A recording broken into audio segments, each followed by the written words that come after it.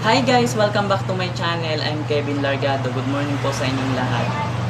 Sana po magustuhan nyo po itong video na gagawin ko sa araw na ito. Guys, i-share ko lang po sa inyo paano po yung mga ipine-prepare ko bago ako pumasok ng trabaho. Paano po yung mga inilalagay ko sa aking bag. Ito po, ipapakita ko po sa inyo. Ito po yung aking pack bag. Ayan. Bubuksan na natin para makita na inyo kung ano po yung mga nilalaman nito.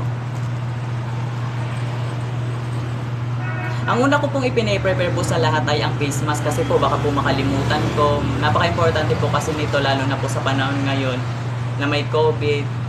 Mas maganda na rin po yung naka-prepare na kagad para hindi po makalimutan. Kasi pag wala pong face mask, pwede pong mahuli ng mga otoridad, mapagmulta o makulong. Kaya mas maganda na po yung sigurado.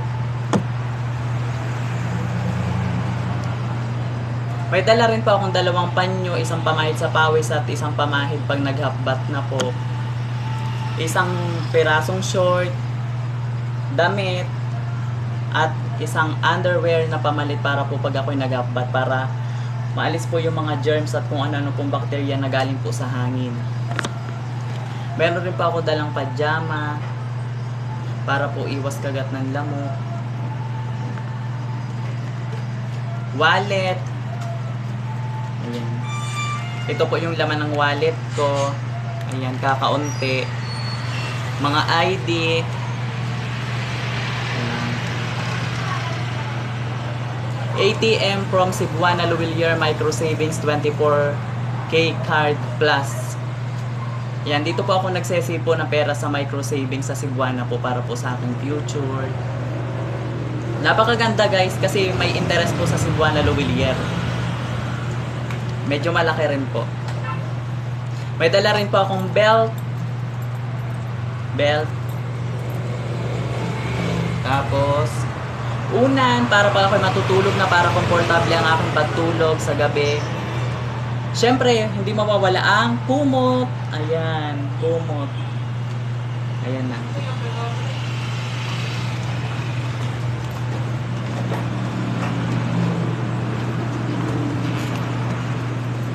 Alam nyo guys, sa totoo pag sa tuwing ako alis ng bahay, laging kompleto kung ano-ano yung aking dinadala.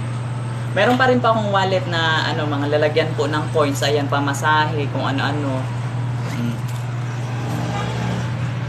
Meron rin po akong dalang charger, syempre kailangan po yan, kailangan po ng ng charger.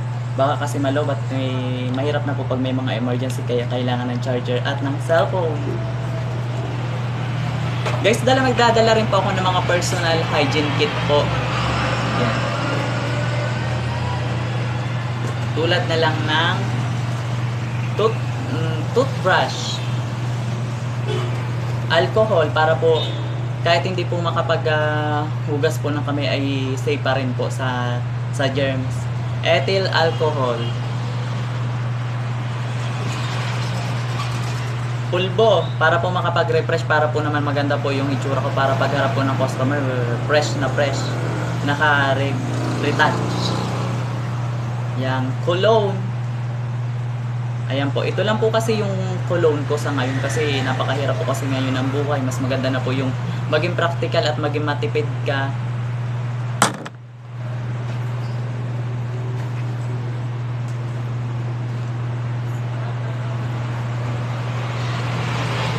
Bali, dalawa po pala yung toothbrush kong dala. Meron rin po akong toothpaste, shampoo, Bimpo, kojic acid soap. Bali, dalawa po yan. Tapos, safeguard. Ayan.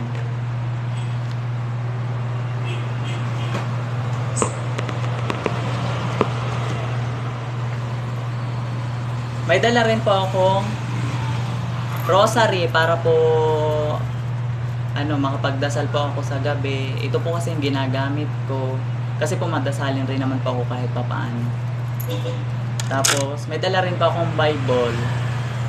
Ito po yung bagong tipan po kasi po nagbabasa rin po ako ng Bible sa tuwing may free time po ako. Ito na po minsan yung libangan ko maliban sa cellphone. Ayan. Guys, Sana po nagustuhan nyo po ang aking video. Guys, ito na naman po ang aking paalala. Mas maganda na po yung lagi po tayo magsuot ng face mask, mag-face shield, magugas ng kamay at panatilihin po natin ang physical distancing. Sumunod po tayo sa ating mga otoridad, sa mga LGUs, barangay health worker, para rin naman po sa kabubuti po natin yung gusto po nila. Mas maganda na po yung lagi po tayong safe para po matagal pa po natin makasama ang ating pamilya. Maraming salamat po sa lahat ng nurse, doctor, at sa mga otoridad at sa mga sa pamahalaang bayan at sa ating gobyerno na walang sawa na sumusuporta sa ating mga mamamayan. Maraming salamat po sa inyo. Saludo po ako sa inyo. Sana po'y wag po kayong magsawa na maglingkod po sa ating bayan. Nawa po'y mag-ingat po kayo at pagpalain po kayo ng poong may kapal. God bless po. Guys, sana po nagustuhan nyo po ang aking video. Don't forget to like, share, comment, and subscribe. And click the notification bell para hindi po mahuli sa aking mga susunod na video. Bye-bye!